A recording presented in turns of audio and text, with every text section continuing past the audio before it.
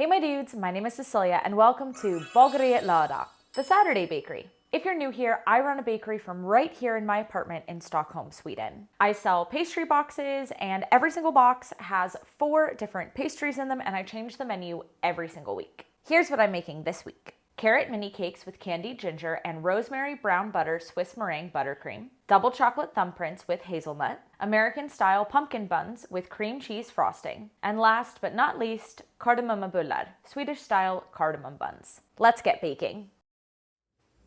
Wednesday is prep day, and I got new containers! Last week I was complaining about not having enough bowls to scale everything out, so my new employees said, well, let's fix that, and went right out and bought some new containers. We love a man with initiative. He's just so great. Maybe I should marry him? First things first, I scaled out 3 rounds of bun dough. This week I've sold 75 boxes. I felt like that was a good middle ground between the 100 boxes I sold last week and the 45 boxes I used to sell when I had a full-time job. I think 45 would be too few now. I do have time and energy to do more, but trying to do between 90 and 100 was just like killer. It was too much. And the whole point of this 1 day a week bakery thing is to like have fun and connect with people. I do not want to burn out again. That sucked. The recovery took absolutely forever and I just don't want to go through that again. So 75 boxes it is. Then I lidded and labeled and put away all the boxes on the speed rack, then scaled out the yeast and milk and lidded, labeled, and put all of that away. This week on the menu are pumpkin buns with actual pumpkin in them. I don't have any more pumpkin puree at home. I usually take several cans back with me each time I visit the States, but since I don't have any, I have to make my own. I think homemade pumpkin puree is not as reliable as like Libby's, but you do what you gotta do.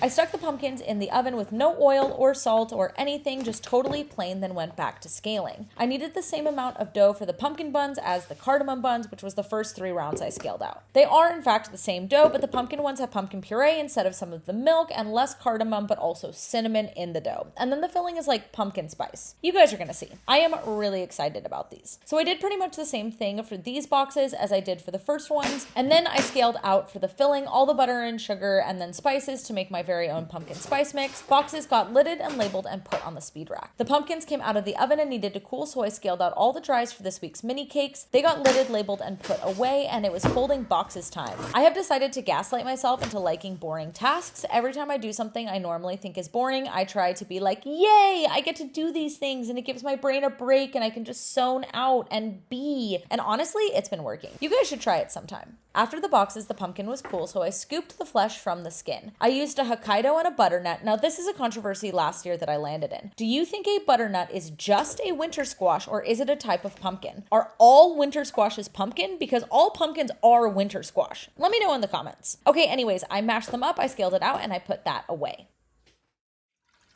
Thursday is bun day, and wow, were there a lot of buns to do today. I put the first dough on and then mixed the butter filling for the cardamom buns, and once that was done, I mixed the butter filling for the pumpkin buns. I also realized I had forgotten to make pan release the other day, so I popped that together. Then I got started on the candied ginger that is going in and on the mini carrot cakes. Right as I got started though, the first round of cardamom dough was done, so I took it out of the machine, got the second round started, layered the first dough in parchment, and popped it in the fridge to rest. Then I got back to the ginger. I haven't really done this before, but I figured, hey, how hard can it be? I mean, I have a basic understanding of candying, so I wasn't too worried about it. I had peeled all the ginger, then chopped it up into large chunks. Then I made a simple syrup, and as soon as the sugar was melted, I threw the ginger in and placed it on the stove over low heat. The second round of dough was done, so I took it out of the machine, poured in all the ingredients for round 3, and then took round 1 out of the fridge and put round 2 away to rest. And then it was time to roll. I rolled all the dough into a large rectangle, plopped on some butter filling, and spread it all the way out to the edges. I sprinkled on some cardamom sugar, then folded the top third down and the bottom third up. I re-rolled it a bit so the piece was more even, then cut strips from the dough, placed them in a pile, and started shaping. I love shaping cardamom buns. I think it's so fun. Once shaped, they got placed in the freezer drawer. Because I have a small oven and a small fridge and freezer, I really have to Tetris where I put everything and how to bake everything off well. So it works best for me to make buns on Thursday and freeze them until they get pulled on Friday night. They defrost overnight, and by the time I wake up, they are usually ready or almost ready to be baked off. If I were to try to do these on Friday, I would have to refrigerate them, and I usually have more room in the freezer than in the refrigerator. Plus, the timing wouldn't work out with proofing. Anyway, I had made a pumpkin dough after the third round of cardamom was finished, and once that was done mixing, I pulled it out of the mixer and started on the second round. I had to do 3 rounds of cardamom and 3 rounds of pumpkin today. On the last round of cardamom dough, I had Axel help me because we had been discussing how to shape the buns, and we were going over the limitations of doing it at home versus at a bakery. We met while working in a bakery, so we just really nerd out about this. But he wanted to feel what I was talking about, so jumped in on on the last batch. The candied ginger came out of the syrup and I left it on the speed rack to dry. Then I moved on to shaping the pumpkin buns. This is actually the same dough recipe as the cardamom buns, but I replaced some of the milk with pumpkin puree. I didn't hang the pumpkin puree I made yesterday as I actually wanted a really wet puree since it had to replace a liquid. If the puree had been for a pie, I would have left it in a fine mesh strainer overnight to let go of some of that water. Anyway, I rolled up all the buns and put them in their pans and they went into the fridge. The cardamom buns were taking up all the freezer space at this point. The last thing I did was make a rosemary brown butter, and this will be used in a Swiss meringue buttercream tomorrow. Friday is mini cake day, but before I could get started with them, I needed to take the pumpkin buns out of the fridge so that they could proof. Then I started brushing all the pans with pan release. This is made with equal parts flour, butter, and oil. I feel like I used to say that in every video, and then as soon as I stopped, I got so many comments being like, what's pan release? So I think I'll just tell you about it every single week. But each little mold gets brushed, and then I chopped up some candied ginger very fine as this is going in the cake. And as the mini cake flavor this week is carrot, I also had to shred a lot of carrots. Axel has this great food processor, which we rarely use since it's so big and bulky, but man, does it come in handy on days like today. I shredded like 3.5 kilos of carrots and then moved on to the batter. This is my favorite carrot cake batter. The recipe is already up on my website, and it is a bit different than the cake batter I usually make. This one has melted butter instead of oil and way less buttermilk, but that's because the carrots add so much moisture to the batter. Once it was together, I poured it into the molds. This batter is interesting because I also needed to use more batter to get the same height of cake. So this week I used 130 grams of batter, but I usually use 110 grams. I don't know if that's interesting for you, but if you're a fellow pastry nerd like me, I think it's interesting.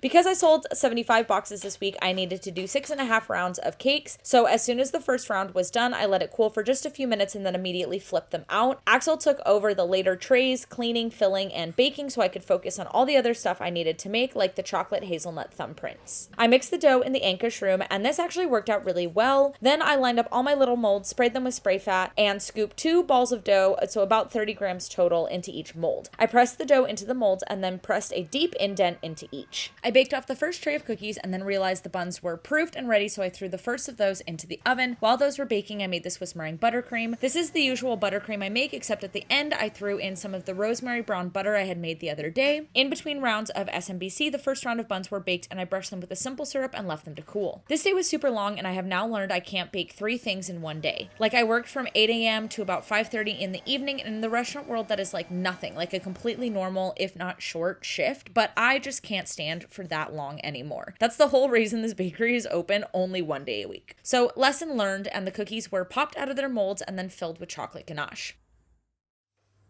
This Saturday, we have finally nailed the new proofing schedule. Not that I want to jinx it, of course. We will see if it works the same way next week, but Axel pulled the buns around 10 p.m. last night, and this time we didn't have like an open window or anything. So by the time I woke up at 5 a.m. and let the oven preheat for like 30 to 40 minutes, the buns were proofed and ready to go. This made my job so much easier. Then I just baked them all off. It was definitely really hard yesterday to bake off all the other things. Baking 3 things in one day is too much, but man, it made for a very nice chill morning. As I was baking the buns off, I put candied hazelnuts on top of each thumbprint. I hadn't done this yesterday as I wanted the ganache to set first. I reorganized the speed rack a bit and baked off a few more trays and then started cutting up the candied ginger into cubes on top of the cakes. As they were cut, I put them in a bowl of sugar, and once they were all cut and all coated, I laid them out on a tray to dry for a bit. Each tray of buns went into the oven naked and then was brushed with egg wash once they came out and were topped with cardamom sugar. Every single time I talk about this, people lose their minds. So if you're new here, I do this because it moisturizes the crust of the bun and gives them a soft shine. The egg isn't raw as it cooks almost on contact with the screaming hot, fresh from the oven bun. So no raw egg here. This is how we did it when I worked at a bakery here in Stockholm. Once all the buns were done, I moved on to the mini cakes. I re-whipped the SMBC, filled the piping bag, and then started piping. I'm really into this little ruffle on top right now when I don't have anything like a jam or something in the center of the cakes. Each cake then got topped with 3 sprigs of rosemary and 3 pieces of candied ginger, and I enlisted Axel's help because this would have taken me forever to do on my own. Then I mixed together the cream cheese frosting for the pumpkin buns. It's really simple, just butter, cream cheese, and powdered sugar, but it came out so beautifully and fluffy this time around. Sometimes the cream cheese like splits and is weird, but today it was super nice. Each tray of pumpkin buns got flipped out of its pan, flipped right side up, and then I cut through each bun so that they would be easier to take apart. Then each tray of bun got 350 grams of frosting. The other week I had done 300 grams, and while it was enough, it didn't feel like